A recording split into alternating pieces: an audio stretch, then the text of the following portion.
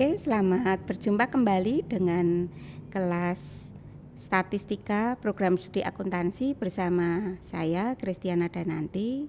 Pada kesempatan kali ini semoga kita dalam keadaan sehat, tetap semangat dan tetap bahagia. Jangan lupa untuk bahagia. Kita akan belajar bersama untuk kesempatan ini adalah distribusi binomial, Poisson, dan normal. Materi ini merupakan lanjutan dari konsep dasar probabilitas yang sudah kita bahas pada pertemuan yang lalu dalam kesempatan Zoom pada beberapa waktu yang lalu. Materi ini sebelum kita masuk ke apa itu distribusi binomial, Poisson, dan normal, ada baiknya kita memahami dulu untuk istilah-istilah yang berkaitan dengan distribusi ini. Yang pertama adalah variabel acak. Variabel acak adalah variabel yang mengasumsikan nilai numerik yang terkait dengan hasil acak sebuah eksperimen. Variabel acak yang dapat menghasilkan jumlah yang dapat dihitung tertentu maupun tidak terhingga disebut dengan variabel diskrit. Sedangkan variabel acak yang menghasilkan nilai yang berkorespondensi dengan semua titik yang ada dalam satu atau lebih interval disebut dengan variabel kontinu. Variabel diskrit dan variabel kontinu ini pernah kita bahas di dalam materi penyajian data pada beberapa waktu yang lalu. Selanjutnya, distribusi probabilitas suatu variabel acak diskrit merupakan grafik, tabel atau rumus yang menyebutkan probabilitas yang terkait dengan setiap kemungkinan nilai variabel acak yang dapat dihasilkan. Syarat distribusi probabilitas variabel acak terpisah. X yang pertama, probabilitas X itu sama dengan 0 untuk semua nilai X. Syarat yang kedua, sigma PX itu sama dengan 1. Penjumlahan PX dilakukan untuk semua kemungkinan nilai X. Contoh, kekeringan adalah sebuah keadaan yang abnormal yang menyebabkan masalah serius dalam industri pertanian. Peneliti menunjukkan bahwa distribusi X sebagai jumlah tahun yang dijadikan sampel hingga terjadinya 1 tahun kekeringan dapat dimodel sebagai berikut. PX sama dengan 0,3 dikalikan 0,7 pangkat X min 1, di mana X sama dengan 1, 2, 3, dan seterusnya.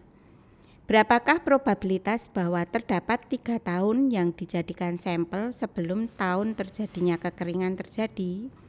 Nah, ini bisa kita selesaikan dengan menotasikan bahwa tahun yang dijadikan sampel sebelum terjadinya kekeringan tadi kan 3, berarti X sama dengan 3. Maka probabilitas untuk terjadinya tepat 3 tahun yang dapat dijadikan sampel sebelum tahun terjadinya kekeringan terjadi adalah 0,3 kali 0,7 pangkat 2, yaitu 0,147 dibulatkan jadi 15%. Maka dapat disimpulkan bahwa terdapat sebesar 15% peluang bahwa tepat 3 tahun yang harus dijadikan sampel sebelum kekeringan terjadi di suatu daerah. Jadi ini untuk menentukan berapa data yang bisa dipakai untuk memprediksi. Nah, ini ketepatannya adalah 15%. Selanjutnya, min atau nilai yang diharapkan dari variabel acak diskrit merupakan nilai yang diharapkan. Ini sebuah istilah matematika dan tidak dapat diterjemahkan sebagaimana penggunaan umumnya. Biasanya dinotasikan dengan mu, itu dihitung dengan expected X atau dinotasikan dalam rumus sigma X P X. Contoh, mencari nilai yang diharapkan. Misalkan Anda bekerja untuk asuransi. Anda menjual sebesar $10.000 polis asuransi berjangka 1 tahun dengan premi tahunan sebesar $290. Tabel aktuarial memperlihatkan bahwa probabilitas kematian selama setahun berikutnya untuk seorang seperti pelanggan Anda berdasarkan usia, jenis kelamin, kesehatan, dan sebagainya adalah 0,001. Berapa perolehan yang diharapkan atau jumlah uang yang dihasilkan oleh perusahaan untuk polis Anda? Nah, kasus ini bisa dijawab dengan menyusun sebuah tabel untuk perolehan. Ini yang 290 ini jikalau pelanggan hidup, kemudian perusahaan harus mengeluarkan sebesar 9.710 jikalau pelanggan meninggal. Masing-masing probabilitasnya tadi untuk pelanggan meninggal kan 0,01. Sehingga kita dapat menghitung nilai yang diharapkan sebesar $290 kali 0,999 ditambah minus 9.710 kali 0,001. Hasilnya adalah $280. Ini merupakan perolehan yang diperoleh oleh perusahaan untuk polis Anda.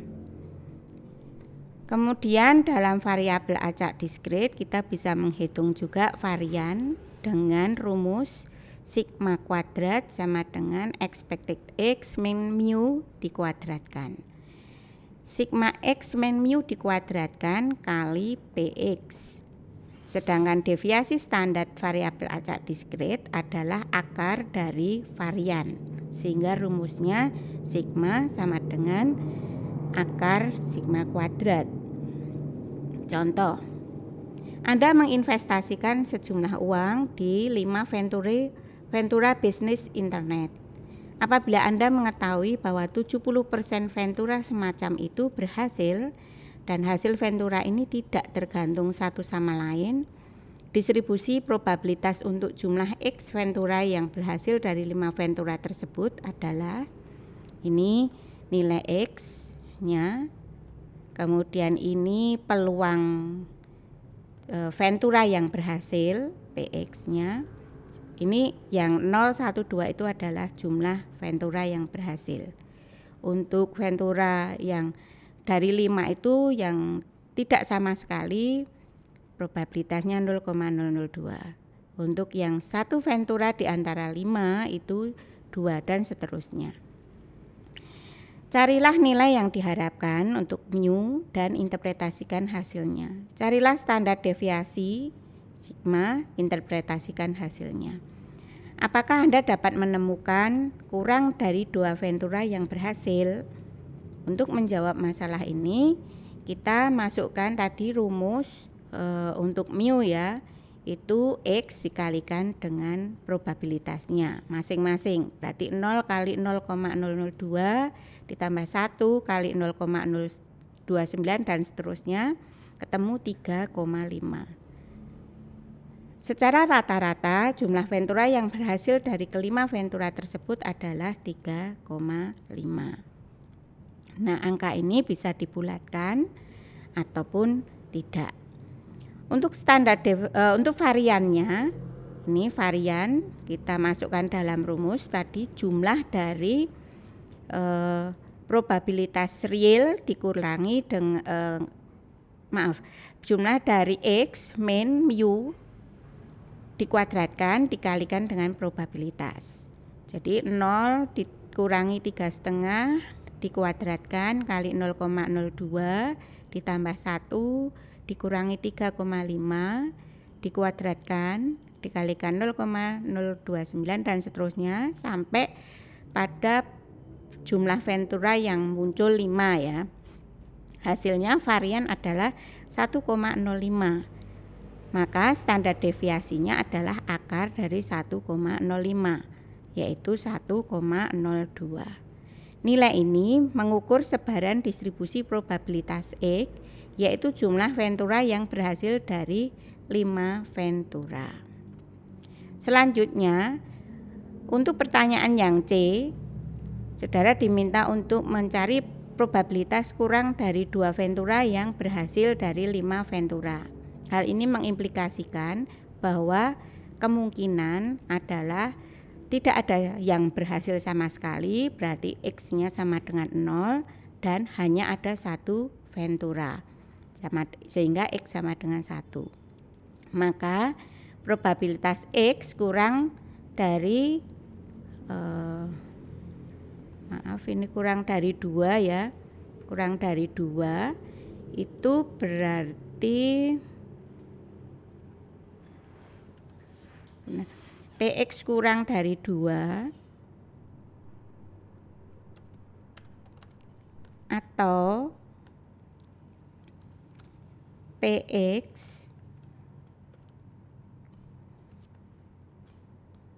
kurang dari sama dengan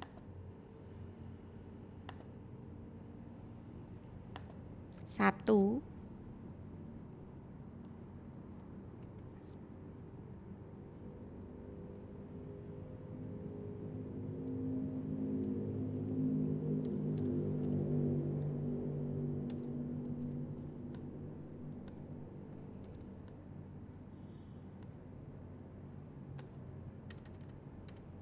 Itu sama dengan P0 ditambah P1.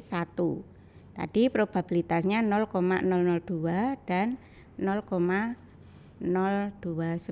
sehingga ketemu 0,03. Nah, atau 3,1%. Selanjutnya, aturan Chebyshev probabilitas untuk variabel acak diskrit.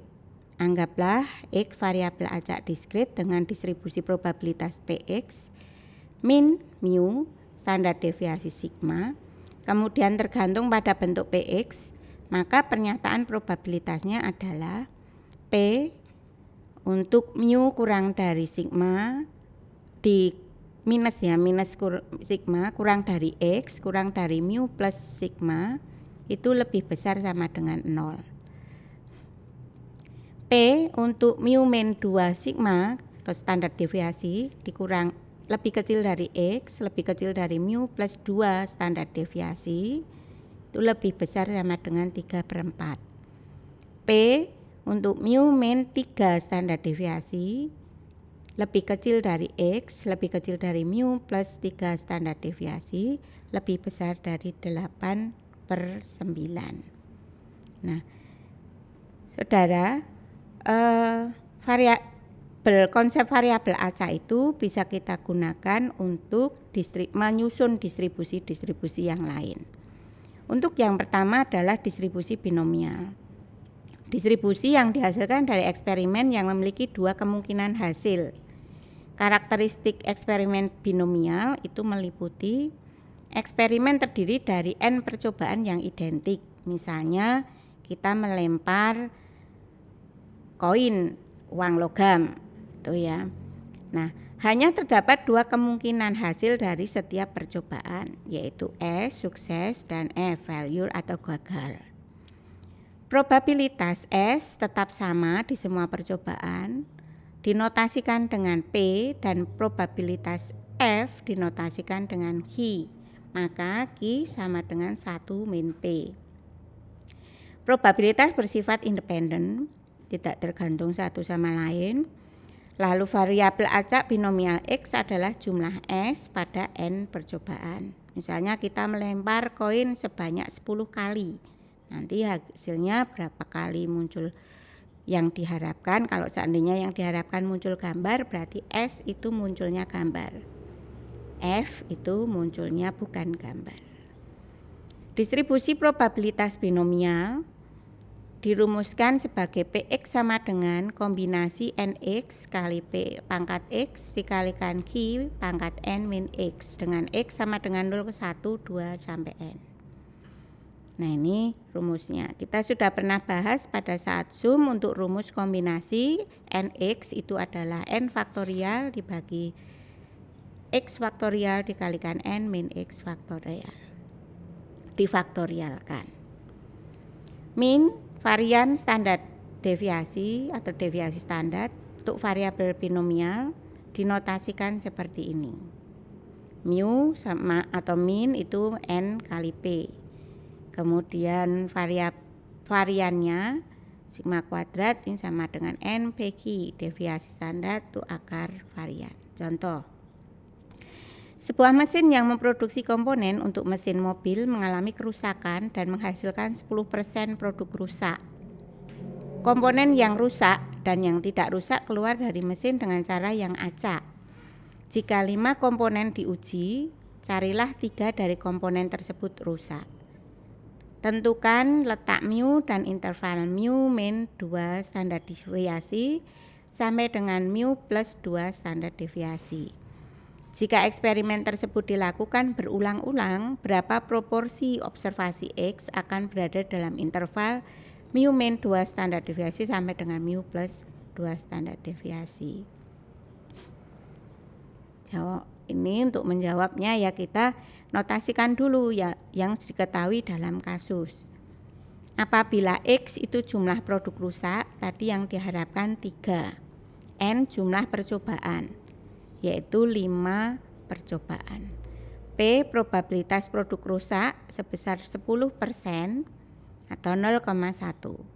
Maka Q tadi rumusnya 1 min P berarti 1 min 0,1 sama dengan 0,9. Untuk PX tadi untuk jumlah percobaannya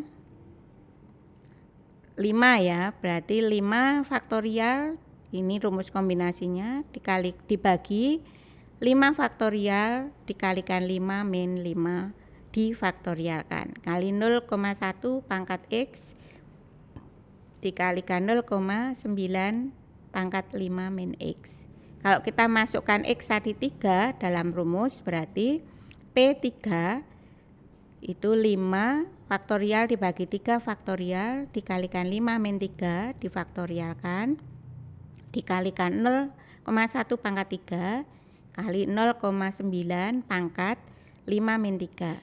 Hasilnya 0,0081. Nah, untuk mu itu N kali P. 5 kali 0,1 hasilnya 0,5. Sedangkan standar deviasi itu akar dari N PQ sama dengan 5 kali 0,1 kali 0,9 hasilnya 0,67. Untuk mu min 2 kali standar deviasi kita hitung hasilnya 0,5 dikurang 2 kali 0,67. Perkalian dihitung dulu dipakai untuk mengurangi 0,5. Hasilnya minus 0,84. Mu plus 2 kali standar deviasi 0,5 ditambah 2 kali 0,67. Hasilnya 1,84. Lah kemudian untuk ini kita bisa gambar dalam bentuk grafik, berarti angka 0, minus 0,84 dan 1,84 itu melewati garis angka itu berarti lewat 0 dan lewat angka 1. Maka kita cari probabilitas untuk 0 itu kita hitung dengan rumus X tadi ya, hasilnya 0,59049. Sedangkan probabilitas 1 itu 5 faktorial dibagi 1 faktorial dikalikan 5 min 1 difaktorialkan kali 0,1 pangkat 1 dikalikan 0,9 pangkat 5 min 1 hasilnya 0,32805. Maka probabilitas observasi berada pada interval mu min 2 standar deviasi sampai dengan mu plus 2 standar deviasi adalah 0,59049 ditambah 0,32805. Hasilnya 0,9185 atau 91,85%. Selanjutnya distribusi yang kedua yaitu distribusi diskret yaitu Poisson atau ini nama orang Prancis kalau bisa dibaca Poisson gitu ya. adalah distribusi probabilitas diskrit yang sering digunakan untuk menggambarkan jumlah kejadian yang jarang dan akan terjadi dalam periode tertentu atau daerah tertentu atau volume tertentu. Karakteristik variabel acak Poisson yaitu eksperimen meliputi penghitungan jumlah terjadinya kejadian tertentu. Probabilitas bahwa suatu kejadian yang terjadi dalam satuan waktu, bidang atau volume tertentu adalah sama untuk semua satuan. Jumlah kejadian yang terjadi dalam satuan waktu, bidang atau volume independen terhadap jumlah yang terjadi dalam satuan bersifat mutually eksklusif. Min, jumlah kejadian dalam setiap satuan dinyatakan dengan huruf lambda. Nah, rumus distribusi probabilitas untuk min dan varian variabel acak Poisson seperti ini. Px sama dengan lambda pangkat x kali e pangkat minus lambda dibagi dengan x faktorial. Dengan x sama dengan 0, 1, 2 dan seterusnya. Mu di sini sama dengan lambda, varian juga sama dengan lambda. Sehingga di sini nanti kita menghitung mu dan standar deviasi maupun varian itu berdasarkan nilai lambda. Sedangkan untuk nilai E itu ada sebuah angka yang sudah ditentukan sebesar 2,71828. Contoh penggunaan distribusi Poisson. Misalkan jumlah karyawan perusahaan yang absen pada hari Senin itu sebagai X diperkirakan mempunyai distribusi Poisson. Selanjutnya asumsikan bahwa rata-rata jumlah absen pada hari Senin adalah 2,6. Hitung min dan deviasi standar X, jumlah karyawan yang absen pada hari Senin. Nah, ini tadi mu-nya kan sama dengan lambda 2, ini. Kemudian standar deviasinya 1,61. Yang terakhir untuk bahasan ini adalah distribusi normal. Merupakan distribusi probabilitas dari variabel acak kontinu yang berbentuk lonceng. Ini berbeda dengan dua distribusi yang terdahulu, binomial dan Poisson itu untuk variabel diskret, sedangkan untuk variabel acak kontinu kita menggunakan distribusi normal. Fungsi identitas probabilitas distribusi normal dinotasikan sebagai Fx sama dengan 1 per standar deviasi kali akar 2 rho dikalikan E pangkat setengah kali X min mu per standar deviasi dikuadratkan. Variabel acak dengan distribusi normal standar pada umumnya dinyatakan dengan lambang Z. Nah, ini untuk Fz itu sama dengan 1 per akar 2 rho kali E pangkat setengah kali Z kuadrat. Di dalam praktek atau di dalam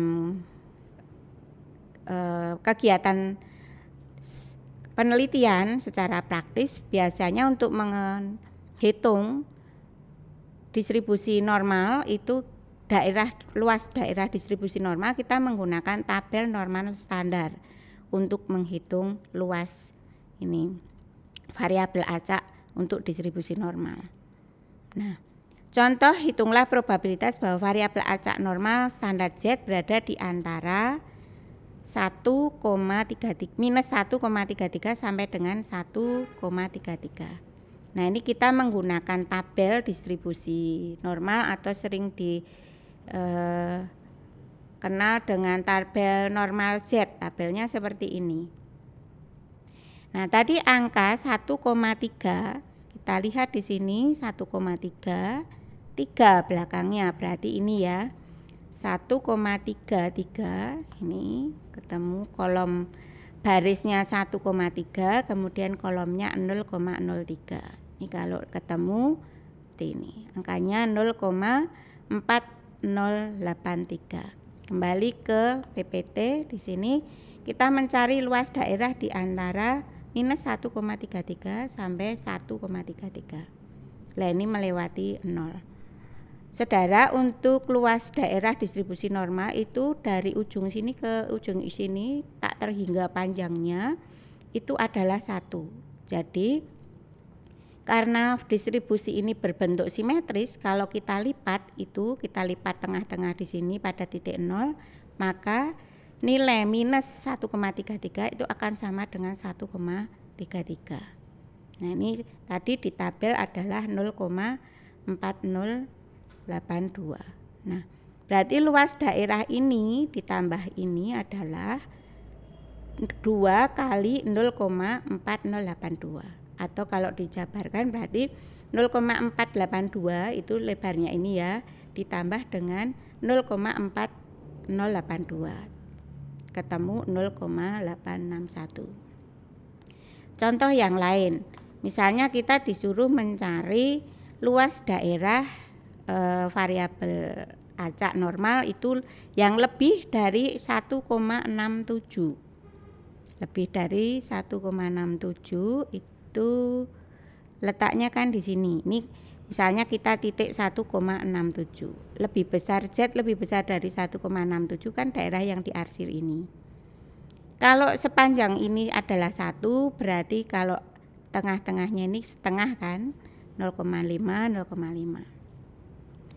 Kita lihat di tabel 1,67, kita lihat di sini 1,67, ini 1,6, kolom 0,7 itu besarnya 0,4525.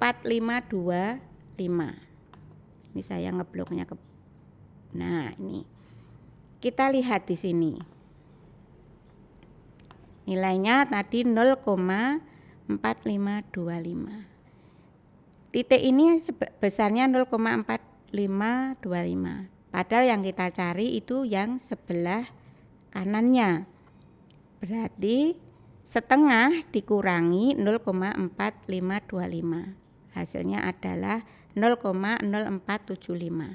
Jadi nilai PZ untuk lebih besar dari 1,67 adalah 4,75%. Contoh lain, ini yang di sebelah ini, yang kita cari adalah daerah minus Z itu lebih kecil dari minus 1,67 atau Z lebih besar dari 1,67. Yang diarsir yang sebelah kiri dan kanan. Nah ini tadi identik kan, 1,67 ketemu nilai tabel Z itu 0,4525. Maka untuk daerah minus Z kurang dari minus 1,67 itu nilainya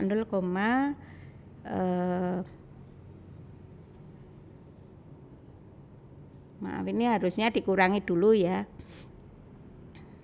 Ini dikurangi dulu.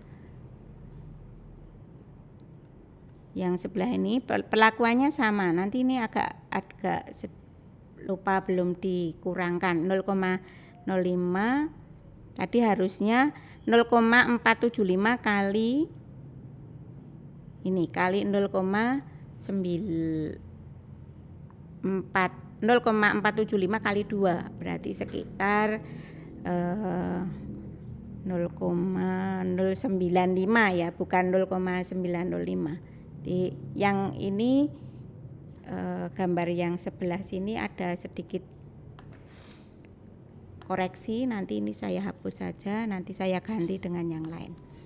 Oke, terima kasih untuk perhatian saudara. Semoga bisa dipahami dengan baik. Kalau ada pertanyaan atau ada sesuatu yang belum jelas, silakan untuk berdiskusi di laman diskusi di LMS. Terima kasih.